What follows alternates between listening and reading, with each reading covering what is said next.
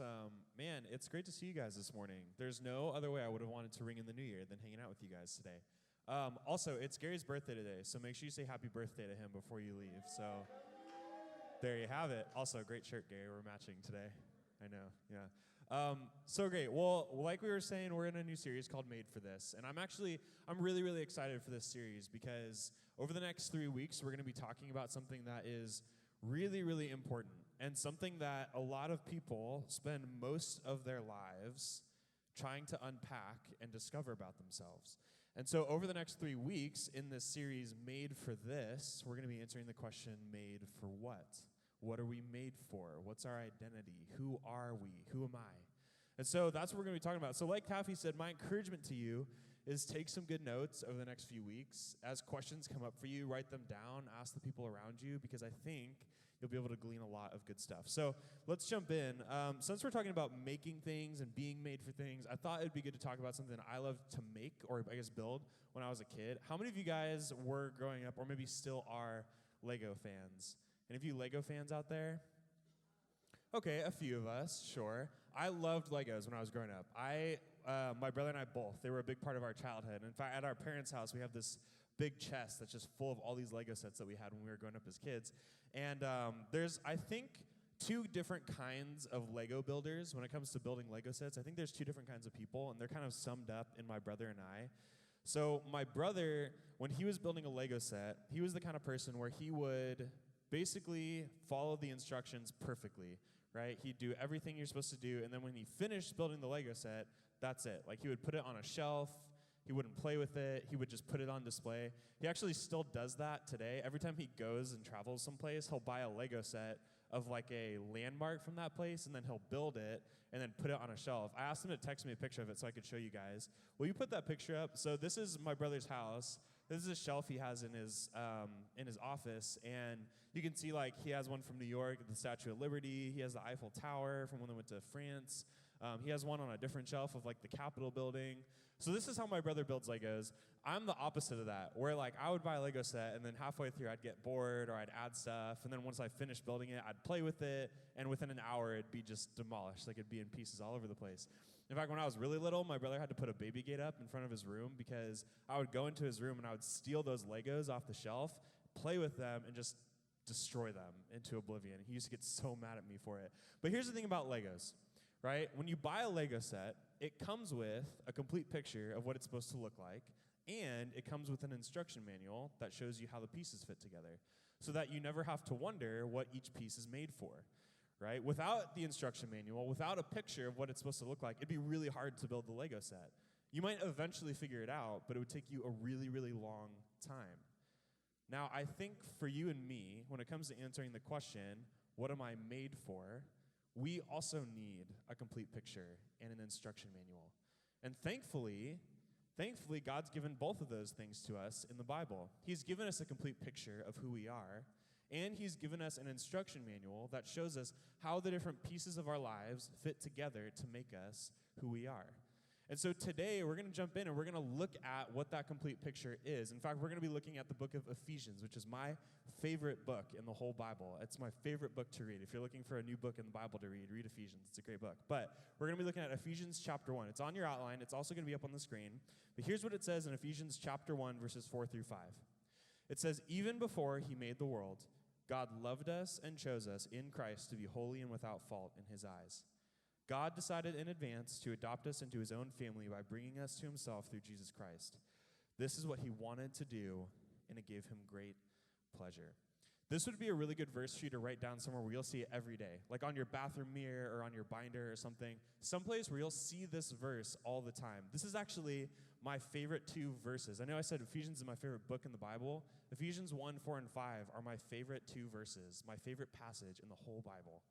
This is a verse that I come back to all the time when I get discouraged, when I feel distant from God, if I feel like I've put some distance there, or I've made a mistake, or I just feel like I haven't talked to him in a while. I come back to this passage because in this passage is a key and two foundational truths about who we are and about how God sees us.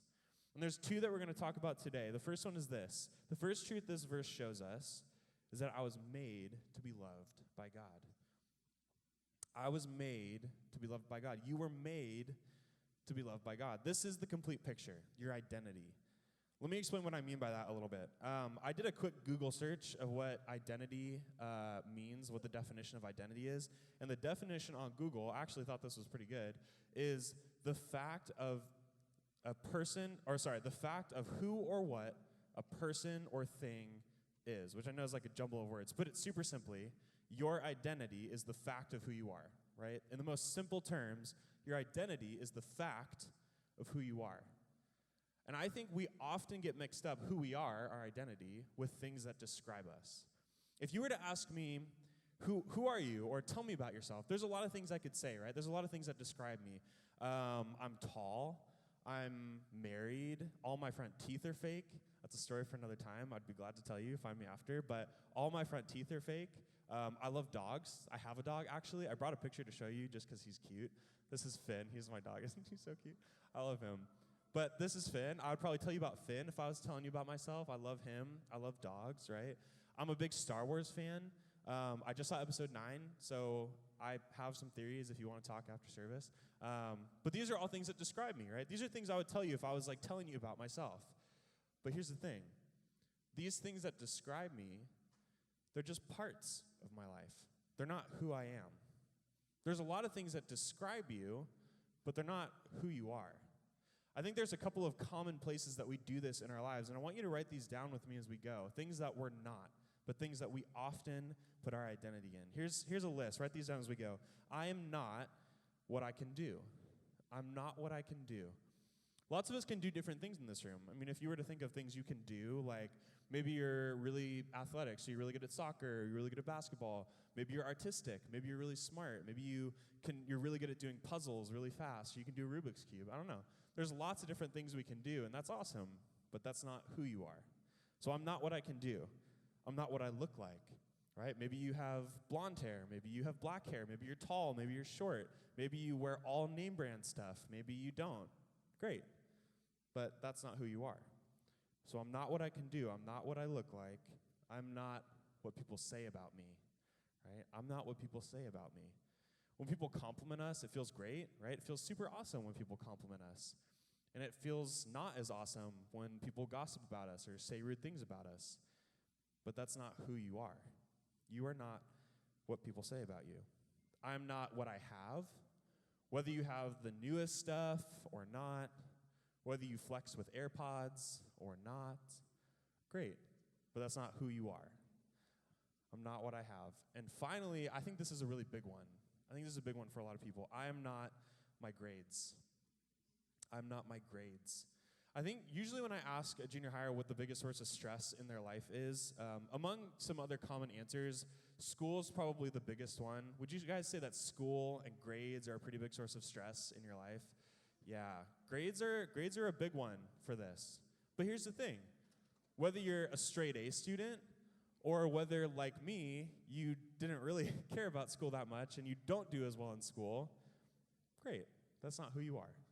These are all things that describe you, right? If somebody was saying, tell me about yourself, these are all things that you could tell them about yourself.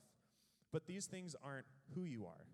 You're so much more than these things. And that's really good news because that means that your value, your self-worth, your identity, it doesn't come from whether you do well or not in a soccer game. It doesn't come from whether you get an A or an F.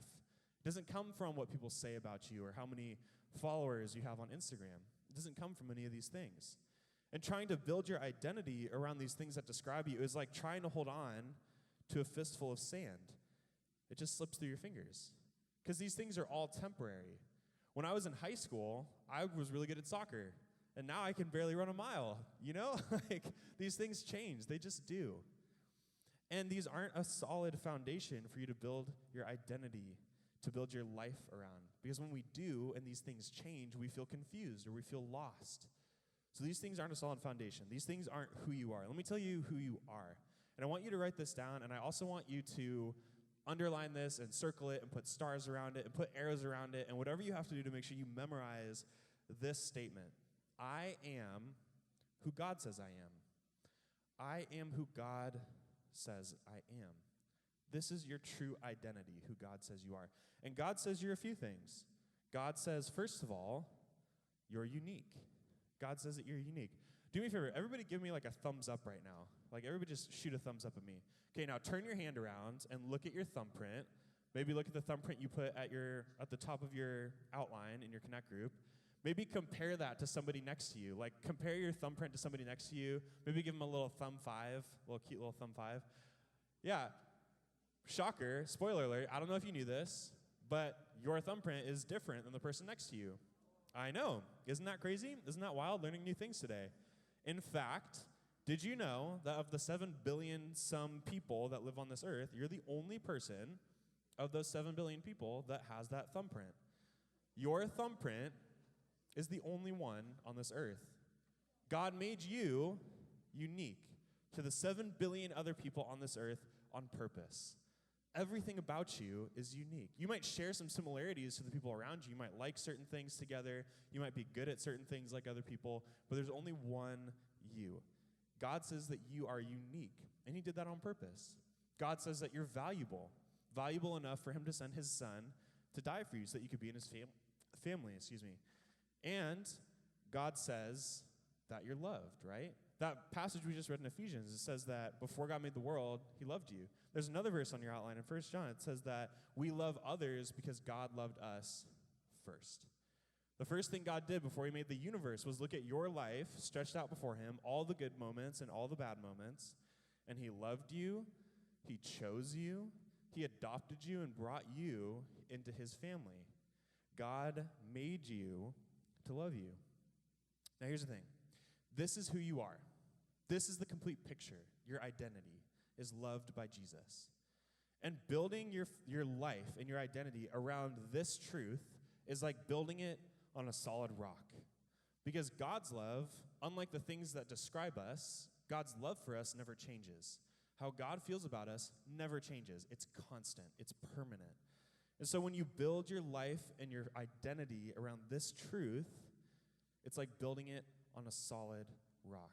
And so as all these things change around you, as your athletic abilities change, as your grades change, as your friendships change, as situations in your life change around you, your value, your self-worth, your identity won't change. It'll stay constant because God's love is constant. So this is the first truth that this verse shows us, that we were made for the purpose of being loved by God. We were made on purpose to be loved by God. Here's the second thing, is that God chooses me. I want you to write that down. God chooses me. Feels really good to be chosen for something, I think, in my opinion. Do any of you guys like the show SpongeBob? Any of you guys watch the show SpongeBob? It's one of my favorite shows. I think it's hilarious. There's one episode that a clip from it that I wanted to show you, because there's an episode where, if you know the show, one character, Patrick, gets jealous of SpongeBob because SpongeBob has all these awards in a closet in his house, and they're for all these like random things. But he has all these awards, and Patrick's never ever gotten an award before, and he's jealous, and so the whole episode is about him trying to get an award. So I wanted to show you a clip from that episode. So watch the screens. Watch this. Another trophy? Oh, great! What's it for this time? For doing absolutely nothing longer than anyone else? Patrick, this trophy's for you!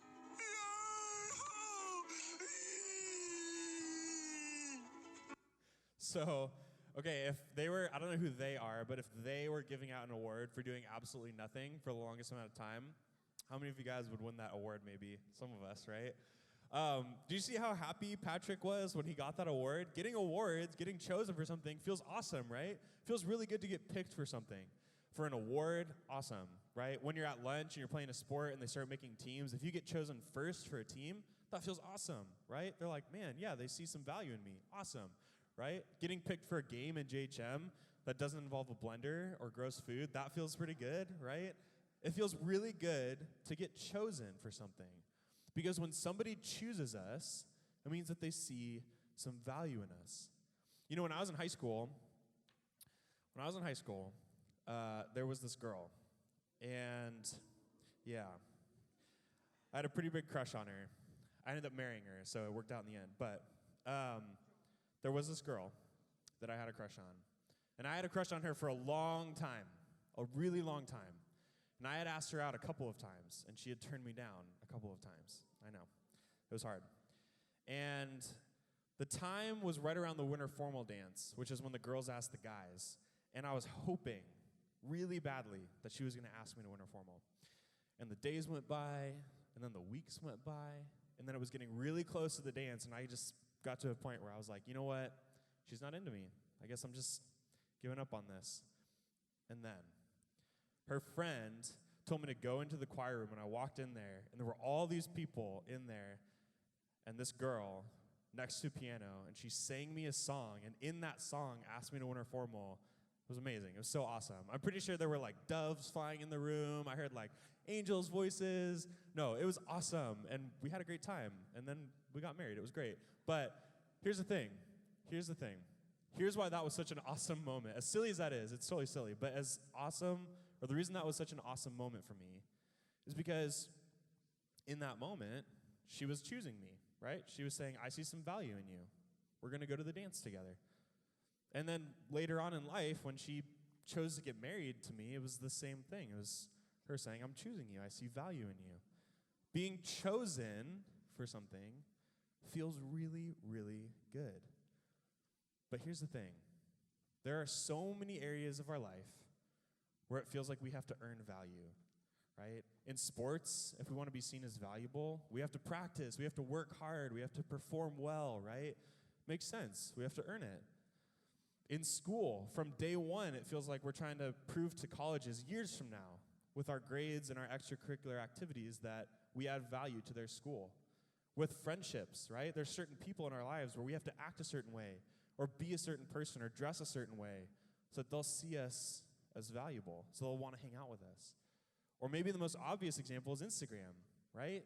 The more likes and comments that we have on a picture, it gives us the illusion of value, right? If I post a picture and it gets 500 likes and 70 comments, that feels awesome. If it gets 10 likes, I'm probably going to delete it, right? Because it gives us the illusion of value. But here's the thing. We never have to earn value with God. God chooses us. He's already chosen us. That means that he sees us as valuable, not because of anything that we've done, not because of anything that we're doing or will do, but because he made us, because we exist, because he loves us, because God made us to love us. You're already valuable to God. So let me just wrap up with this. I don't know where you're at in this room, but if you have a relationship with Jesus, then I hope that this is just a reminder to you that no matter where you're at, maybe you're distant from God, maybe you've wandered a little bit, his arms are always open to you. He's always right by your side. You can always turn back to him and walk right back into his arms. So I hope that's a reminder for you. If you don't have a relationship with Jesus, here's what I want you to know. Even if you haven't chosen him yet, he's already chosen you. He's already picked out a spot in his family for you. And he didn't do this, it's not like you narrowly made it in this choice. The verse we read at the very beginning said that not only did God choose you, but it said this is what he wanted to do. He wanted to choose you. He wanted you in his family. And not only did he want you in his family, but it says this is what he wanted to do, and it gave him great pleasure. Do you ever think about the fact that you being in God's family brings him joy? Do you ever think about that? That even the thought of you being in his family makes God happy. That's crazy. The creator of the universe, at the thought of you individually being in his family, brings God joy. So even if you haven't chosen God yet, he's already chosen you. He has a place in his family for you. Even if you don't love God yet, he loves you. And at any point, you can walk into that invitation and walk into his arms. If you have questions about that, if you're wondering what that looks like, if you're wondering how to start a relationship with Jesus, you can talk to anybody in this room that has a JHM name tag on. We'd love to answer any questions that you have.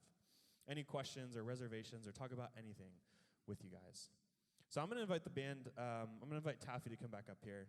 And we're going to sing one last song. And the song that we're going to sing is really all about being surrounded by God's love and surrendering to it, really. And my encouragement to you is that as we sing this song, forget about everything outside these doors. Forget about all the pressures and the stresses and all the things that you walk back to when you walk back to life. Just forget about that for a few minutes. And just spend this next couple of minutes with Jesus. being reminded of how much he loves you, that he sees you, individually you, that he knows you completely, and that he loves you totally, all the good parts and all the bad parts. So why don't you guys stand up? Just stay where you're at and stand up, and we're going to sing out for the next couple of minutes.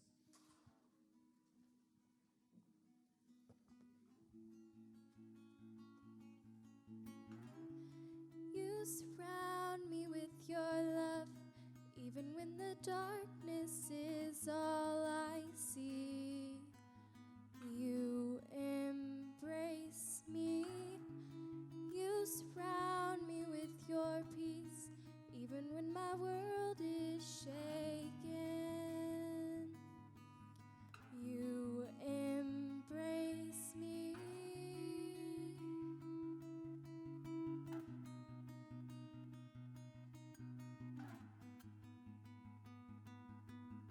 Sing that out again.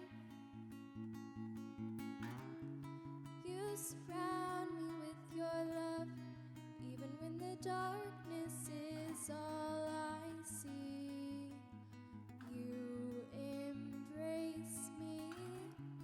You surround me with your peace, even when my world is shaken. You embrace me. Your love's captured my soul. Jesus, you won't let go. I'm fully embraced by you, Lord. Your love's captured my soul. Jesus, you won't let go. I'm fully embraced by you, Lord.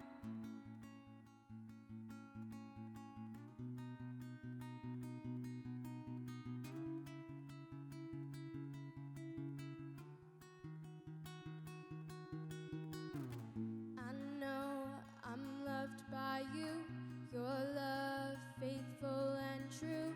I know I'm loved by my Holy Father. I know I'm loved by you, your love faithful and true. I know I'm loved by my Holy Father. Your love's captured my soul. Jesus, you won't let go. I'm fully embraced by you, Lord. Your love's captured my soul. Jesus, you won't let go. I'm fully embraced by you, Lord.